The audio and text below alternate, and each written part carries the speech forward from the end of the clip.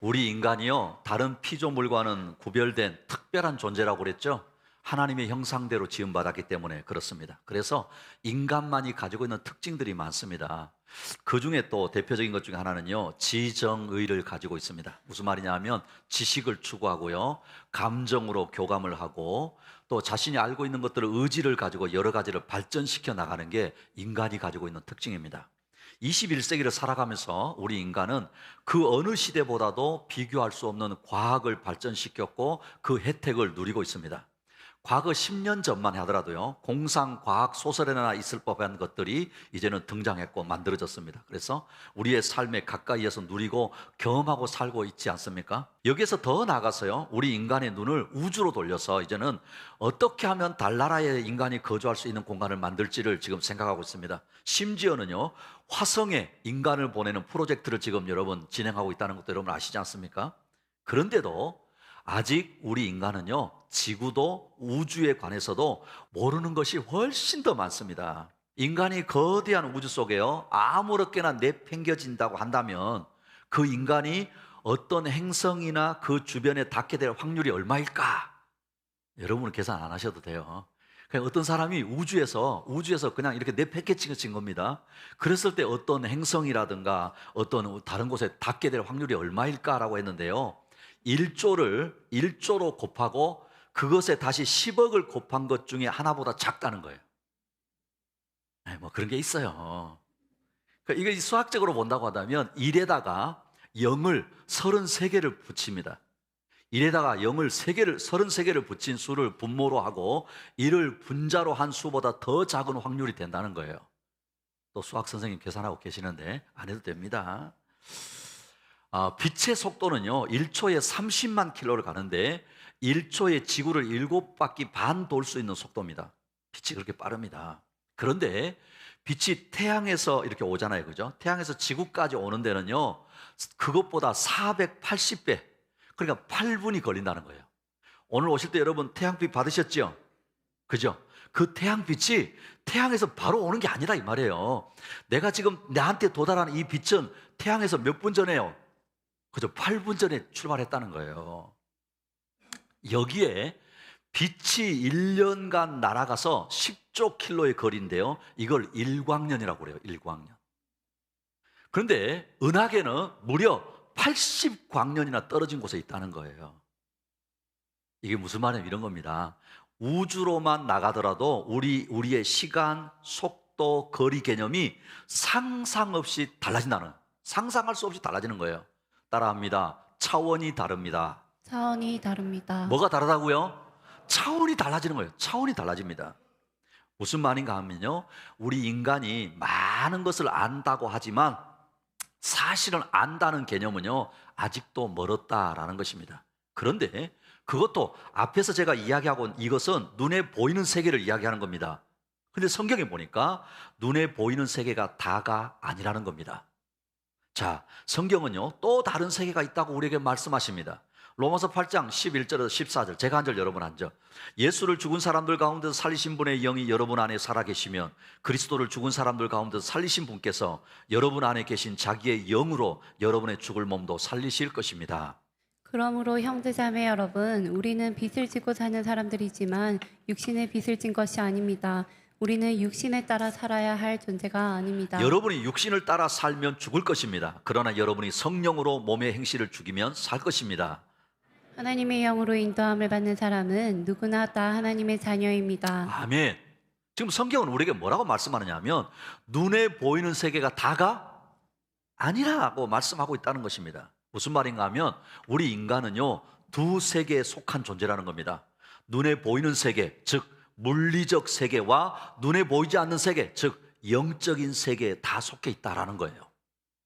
물리적 세계에 속해 있기 때문에요, 오감을 가지고 물질 세계와 소통을 하고, 영적인 부분이 있기 때문에 하나님의 형상으로서 영적 세계와 소통할 수 있는데, 하나님이 영적인 분이시기 때문에 영적 세계에 존재하시는 하나님을 알고 하나님과 소통할 수 있는 것입니다. 그런데 우리 조상 아담이 범죄하여 죽었을 때 우리의 영도 죽었기 때문에 영적인 세계를 알 수 없고 소통할 수 없었습니다. 그러나 우리가 예수님을 인격적으로 마음에 영접하면 성령이 오셔서 누가 오신다고요? 그렇죠. 하나님의 영이 오셔서 우리 안에 거하심으로 우리의 영이 살아 영적인 세계를 알게 되는 것입니다. 할렐루야. 사랑하는 우리 금빛교회 지체 여러분, 우리 눈에 보이는 세계만 아니라 영적인 세계가 있음을 믿을 수 있기를 축복합니다. 근데 이 영적인 세계에는요, 타락한 천사도 있어요. 즉 사탄이 있고, 그 사탄이 악한 영이 되어져서 우리 인간을 미혹하는 것입니다. 에베소서 2장 2절을 보겠습니다. 그때 여러분은 허물과 죄 가운데서 이 세상의 풍조를 따라 살고 공중의 권세를 잡은 통치자, 곧 지금 불순종의 자식들 가운데서 작용하는 영을 따라 살았습니다. 그랬어요. 그러니까 이 영적인 세계 안에 이 불순종의 자식들 가운데 작용하는 영이 있다는 거예요. 이 악한 영적인 존재에 대한 명칭은 다양한데요, 가장 우두머리를 사단, 마귀 뭐 이렇게도 합니다. 그 부하들을 귀신이라고도 하기도 합니다. 결국은 악한 영적인 존재인데 악령이라는 거예요. 중요한 것은 이런 악한 영의 실체를 바로 알아야지 바른 신앙생활을 할 수 있고 매일 삶 속에서 하나님의 자녀로 승리할 수 있다라는 것입니다. 모든 자연 만물의 질서가 있듯이 우리 인간도 영혼과 육을 가진 존재로서 성령 안에서 영이 살아야 육을 이길 수 있다라고 말씀하고 있다는 거예요. 자, 여러분 로마서 8장 13절 읽어볼까요? 시작. 너희가 육신대로 살면 반드시 죽을 것이로되 영으로서 몸을 행하면 죽이니 살리니. 그렇죠. 육으로만, 육적인 것만 추구하고 본능적인 것만 추구하고 살아서는 안 되고 영이 살아서 육을 이겨야 한다라는 것입니다. 사실요, 영적인 것이 육적인 것에 영향을 미치는 겁니다. 이것이 질서입니다. 우리가 믿고 의지하는 예수님이 누구십니까? 사랑하는 우리 금빛교회 지체 여러분, 여러분이 믿고 의지하는 예수 그리스도가 어떤 분이십니까? 우리를 죄와 저주로부터 구원하기 위해 오신 메시아 구세주이심을 믿습니다. 우리가 예수님을 마음의 구세주로 주인으로 영접하면 성령이 우리 안에 오셔서 죄를 이기고 육신을 이기게 하시고 이 땅에서도 하나님 나라 천국을 맛보게 하시는 줄로 믿습니다. 지금까지 우리는요, 지금 누가복음을 보고 있잖아요. 누가복음을 통해서 예수님이 행하신 이적과 기사를 통해서 예수님은 질병을 고치시고, 그죠? 심지어 장애도 고쳐주셨고, 더 나아가서 죽은 사람도 뭐 하셨어요? 살리셨어. 그래요. 그리고 지난주에는 자연세계를 다스리시는 하나님이시다는 것을 보았습니다. 여기에서요, 더 나아가서 오늘 누가는 예수님이 악한 영, 귀신을 제어하시고 다스리시는 분이심을 증거하고 있다는 거예요. 다시 말하면 물리적인 세계만 아니라 영적인 세계도 통치하시는 분이 우리 주 예수 그리스도라는 거예요. 할렐루야. 그래서 우리는 어떻게 하면 육을 이기고 영으로 살아서 이 땅에서도 하나님 나라를 누리며 살 수 있을지를 오늘 말씀을 통해 그 해답을 찾아야 하는 것입니다. 그래서 오늘은 영적인 세계도 통치하십니다. 첫 번째, 따라합니다. 귀신은 삶을 파괴하는 존재입니다. 귀신은 삶을 파괴하는 자, 존재입니다. 옆에 있는 분에게 시작. 귀신은 뭐 한다고요? 그렇습니다. 자, 여러분 27절에 보시면 예수께서 무태 내리시니 그 마을 출신으로서 귀신 들린 사람 하나가 예수를 만났다. 그는 오랫동안 옷을 입지 않은 채 집에서 살지 않고 무덤에서 지내고 있었다 그랬죠. 예수님이 거라사인이라고 하는 지방에 가셨을 때 일어난 일입니다. 이 지역은 유대인들이 사는 게 아니고 이방인들이 사는 지역인데요, 이방 사람들이 거기서 돼지를 방목하고 있었습니다. 근처에는 공동묘지가 있었어요. 그리고 그 공동묘지에는 귀신 들린 사람이 있었다는 거예요. 이 귀신 들린 사람은 옷도 제대로 입지 않았고 집에서 뛰쳐나가서 무덤을 배회하고 지냈습니다. 그러니까 여러분, 누가 보더라도 비정상적인 사람이요, 무언가에 홀린 사람이죠. 그렇죠? 그런 사람입니다. 이 귀신 들린 사람이 얼마나 포악한지를 그를 상대하거나 제어할 사람이 없었다는 거예요. 29절에 보시면 예수께서 이미 악한 귀신들을 그 사람에게 나가라고 명하셨던 것이다. 귀신이 여러 번 그 사람을 붙잡았기 때문에 사람들이 그를 쇠사슬과 쇠고랑으로 묶어서 감시하였으나, 이 귀신이 얼마나 그 포악했던지 사람들이 어떻게 해놨다고요? 쇠사슬과 쇠고랑으로 묶어놓을 정도로 그랬다는 거예요. 어떻게 해서 귀신이 이 사람에게 들어갔는지는 모릅니다. 왜냐하면 정확한 정보가 없기 때문에. 그렇죠? 그러나 이 사람이 귀신에 사로잡혀 사는 동안은 하나님의 형상으로서의 인간은 완전히 파괴된 채 고립되어 살았습니다.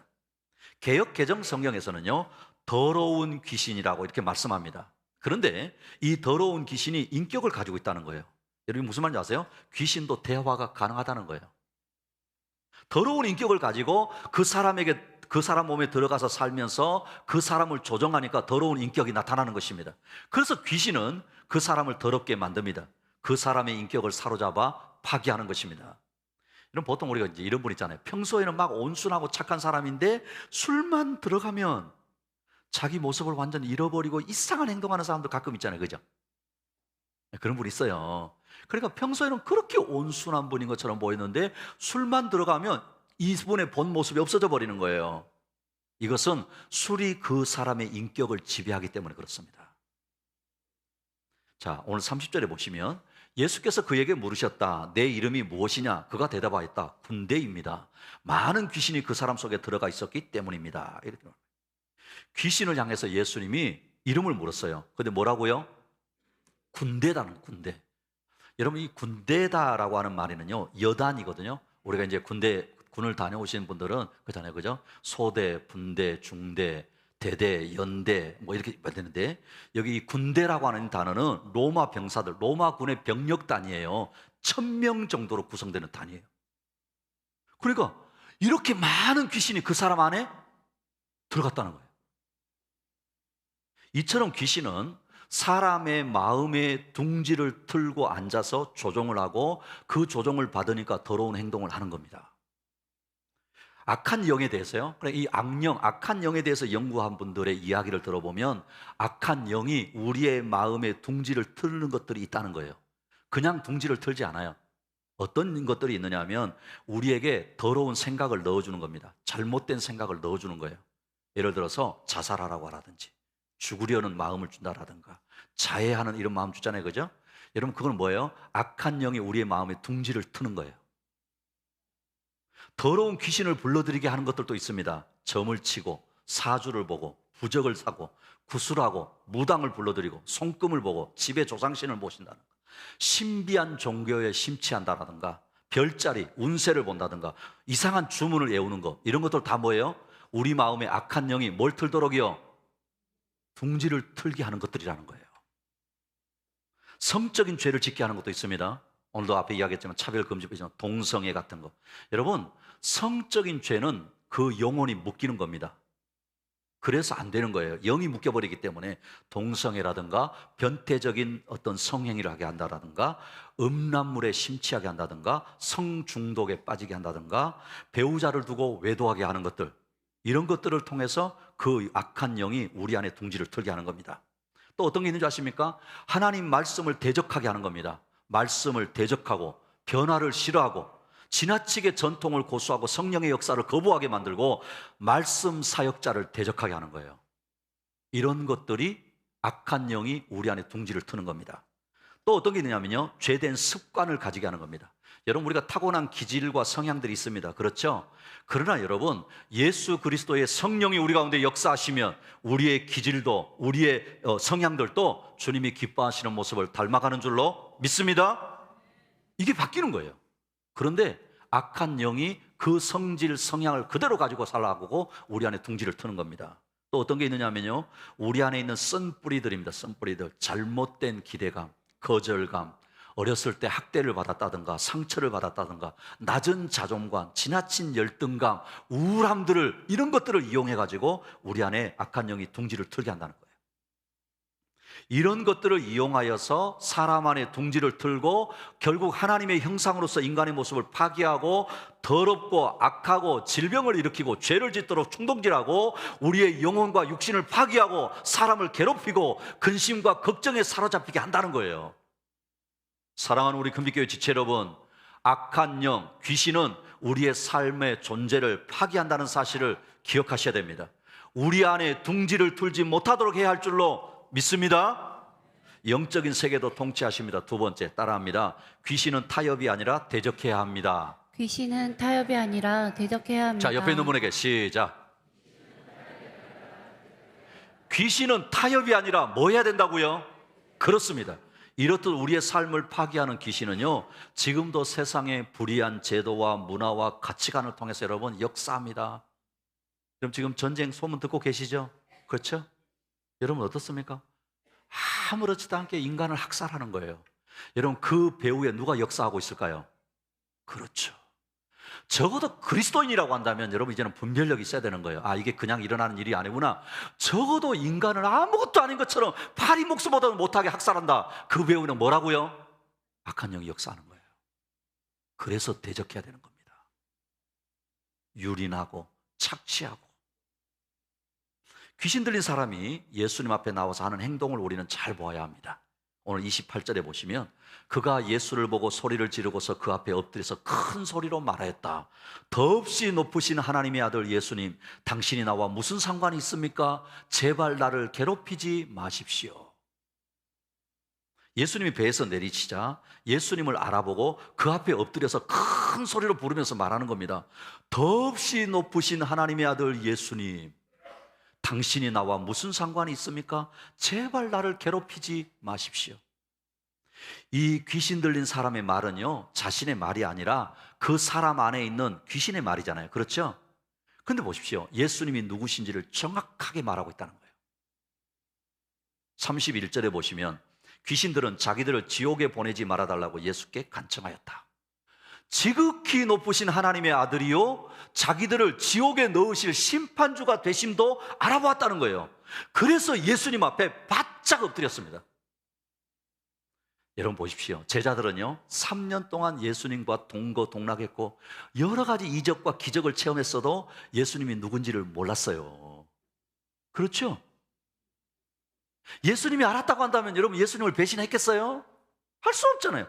3년 동안 제자들은 예수님과 동로동락했지만 이적과 기적을 체험했지만 예수님이 뭐 누군지도 몰랐는데 귀신 들린 사람은 한눈에 알아봤다는 거예요. 그런데 이 귀신 들린 사람이 하는 말이 중요합니다. 28절. 당신이 나와 무슨 상관이 있습니까? 제발 나를 괴롭히지 마십시오. 당신이 나와 무슨 상관이 있습니까? 제발 나를 괴롭히지 마십시오. 예수님께 엎드리면서도 당신이 나와 무슨 상관이 있습니까? 라고 하는 것은요 예수님께 순종하려는 자세가 아니라 대드는 겁니다. 뭐 하는 거라고요? 그렇습니다. 이 말은 전쟁 때 적군에게 쓰는 말인데 여러분 지금 우리 전쟁 들려오고 있잖아요. 전쟁 때 지금 내가 죽고 사느냐 문제인데 지금 나를 죽이려고 달려드는 적군과 대화를 하고 타협할 수 없다는 거예요. 지금 이 귀신은 예수님이 이 사람과 대화를 하고 타협을 하면 자기 길을 쫓겨나가고 망하니까 그 사람의 마음의 문을 닫고 상관하지 말아달라는 거예요. 여기서 우리는 귀신의 정체를 알 수 있어야 하는 것입니다. 또한 악한 영에 사로잡힌 사람도 우리가 알 수 있는 것입니다. 이 귀신 들린 사람은 예수님을 잘 알아보았습니다. 제자들도 모르는 예수님을 잘 알고 있었습니다. 하나님의 아들이심도 장차 사단과 마귀와 귀신들을 지옥으로 보내는 심판주가 되심도 알았다는 거예요. 심지어 주님 앞에 엎드리기도 하고 괴로워도 했습니다. 그런데 이렇게 하는 것은 경배하고자 함이 아니었습니다. 예수님을 섬기기 위해서도 아니었습니다. 이런 행동은 그 사람 안에 더 머물러서 기생하고자 하는 기만 행위인 것입니다. 예수님과 사실은 대화를 이렇게 하는 것처럼 보이지만요 정확하게 말하면 예수님이 귀신 들린 사람 속에 있는 귀신과 대화를 하신 겁니다. 또한 이 대화의 주도권은 예수님이 가지고 계신 거예요. 더러운 귀신을 명령하여서 그 사람에서 나오라고 하신 분도 예수님이십니다. 명령은 예수님이 하시고 귀신은 따를 수밖에 없다라는 거예요. 자, 우리 고린도후서 11장 14절 읽어볼까요? 시작. 그러나 놀랄 것은 없습니다. 사탄 또 빛의 천사로 가장합니다. 그러나 놀랄 것 없습니다. 사탄도 누구로요? 그저 빛의 천사로 가장합니다. 사단, 마귀, 귀신은 타락한 천사들입니다. 그러니 빛의 천사로 가장한다는 것입니다. 다른 사람들이 볼 때 얼마든지 하나님을 잘 알고 잘 믿고 심지어 두려워서 떠는 것처럼 볼 수 있다는 거예요. 그런데 악한 영은 말씀에 순종하지 못하게 합니다. 말씀에 뭐 하지 못하게 한다고요? 그렇습니다. 하나님의 일을 해방하고 교회를 해치는 것입니다. 그러니 예수님은요 이 지금 귀신 들린 자가 예수님께 와서 더없이 높으신 하나님, 여러분, 이게 그냥 말이 아닙니다. 더없이 높으신 하나님의 아들 예수님, 이거는 찬양 중에 찬양입니다. 왕이신 나의 하나님, 내가 주를 높이고, 이렇게 찬양하는 것과 같습니다. 그러나 귀신들의 찬양을 거절하십니다. 한 인간을 사로잡아 짐승맛도 못하게 만드는 비정하고 잔인한 귀신들의 칭송을 우리 주님은 거절하시는 것입니다. 악한 영, 귀신은 타협이 아니라 대적해야 하는 것입니다. 야고보서 4장 7절 우리 같이 한번 읽어볼까요? 시작. 그런즉 너희는 하나님께 복종할지어다. 마귀를 대적하라. 그리하면 너희를 피하리라. 그런즉 너희는 하나님께 뭐하라고요? 복종할지어다. 마귀는 대적하라. 뭐라고 하시는지 아십니까? 마귀는, 귀신은, 악한 영은 대화하지 말고 타협하지 말고 대적해야 한다는 거예요. 악한 영이 못하는 것이 무엇인지 아십니까? 악한 영이 못하는 게 뭔지 아십니까, 여러분? 다시 볼게요. 야고보서 4장 7절. 그런즉 너희는 하나님께 뭐하라고요? 뭐하라고요? 그렇습니다. 순종보다 순도 높은 겁니다. 악한 영이 못하는 것은 말씀에 대한 순종입니다. 말씀을 거역하고 불순종하고 방해하려고 하고 불평불만을 털어놓고 순종하지 못하게 하는 것입니다. 그러니 악한 영을 이기는 것은, 자기 안에 둥지를 틀지 못하게 하는 것은 말씀에 절대 순종하는 길밖에 없는 것입니다. 말씀에 순종할 때 악한 영은 떠나가고 발붙일 곳이 없게 되는 거예요. 사랑하는 우리 금빛교회 지체 여러분, 귀신은 타협이 아니라 대적해야 함을 알고 말씀에 순종함으로 승리하시기를 축복합니다. 축복합니다. 영적인 세계도 통치하십니다. 세 번째, 따라합니다. 예수님의 제자가 되었습니다. 예수님의 제자가 되었습니다. 자, 옆에 있는 분에게 시작. 오늘 보면 32절, 33절, 제가 한 절, 여러분 한 절. 마침 그곳 산기슭에 노아 기르는 큰 돼지떼가 있었다. 귀신들은 자기들을 그 돼지들 속으로 들어가게 허락해달라고 예수께 간청하였다. 예수께서 허락하시니 귀신들이 그 사람에게서 나와서 돼지들 속으로 들어갔다. 그래서 그 돼지떼는 비탈을 내리달아서 호수에 빠져서 죽었다. 이 장면은 놀라운 광경입니다. 예수님의 권세에 굴복한 귀신이 그 사람을 떠나서 돼지떼에 들어갔습니다. 그러자 돼지떼들이 날뛰기 시작하더니 급기야 비탈길로 달려가 호수에 빠져 죽었다는 거예요. 35절에 보시면, 그래서 사람들이 일어나 그 일을 보러 나왔다. 그들은 예수께로 와서 귀신들이 나가버린 그 사람이 옷을 입고 제정신이 들어서 예수의 발 앞에 앉아있는 것을 보고 두려워하였다. 귀신이 나간 사람은 이제는 제정신을 차리고 옷을 입고 예수님의 발 앞에 다소곳이 앉아서 예수님의 말씀을 듣게 된 것입니다. 모든 만물의 통치자이신 예수님이 귀신 들려서 하나님의 형상이 완전히 파괴된 채 고립되어 살던 한 사람을 구원하시고 회복시켜 주신 것입니다. 할렐루야! 쇠사슬만, 고랑만이 통제할 수 있을 만큼 철저하게 인간성을 상실한 사람을 주님의 발 아래 앉는 자로 회복시켜 주신 것입니다. 매인자에게 자유를 주시고 살았지만 죽은 자와 다름없던 이 사람에게 새 생명을 주신 분이 예수 그리스도입니다. 할렐루야! 38절 39절입니다. 제가 한 절, 여러분 한 절. 귀신이 나간 그 사람이 예수와 함께 있게 해달라고 애원하였으나 예수께서는 그를 돌려보내시며 이렇게 말씀하셨다. 내 집으로 돌아가서 하나님께서 내게 하신 일을 다 이야기하여라. 그 사람이 떠나가서 예수께서 자기에게 하신 일들을 낱낱이 온 읍내에 알렸다. 이제는 그 자신의 삶을 비참하게 만들었던 귀신이 떠나고 새 사람이 되었으니까, 은혜 받았으니까, 아, 주님, 이제는 제가 주님 옆에 꼭 붙어 있을래요. 그렇게 이야기를 하는데 예수님이 그거를 거절하시고 네가 경험한 이 모든 것들을 너희 동네에 가서 알려라 라고 말씀합니다. 귀신에 사로잡혀서 귀신의 제자로 살았던 사람이 예수님을 만나 새 사람이 되고 예수님의 제자가 된 것입니다. 기억하십니까? 4장에 여러분, 열병을 앓던 베드로의 장모가 예수님을 만나고 열병을 고쳐주셨을 때 예수님을 수종 들었다 그랬죠? 이게 순종입니다. 7 귀신 들린 마리아가 예수님을 만나 온전한 사람이 되어서 순종했습니다. 하나님 나라의 비밀을 맛본 후에 등불을 감추지 않고 비춘 사람은 순종한 것입니다. 말씀을 듣고 지킨 사람은 순종한 사람입니다. 오늘 이 군대 귀신 들린 사람도 예수님이 하신 명령 그대로 순종하여서 자신이 경험한 큰 구원을 선포하는 제자가 된 것입니다.